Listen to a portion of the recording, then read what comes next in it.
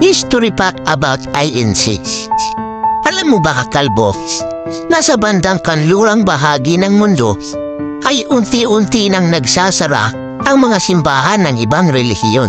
Dahil sa unti-unti na ring nawawala, umaalis at hindi na nagsisimba ang mga kaanib nila, na naging dahilan kung bakit hindi na maiprovide ng mga sektang ito ang kanilang mga pangangailangan.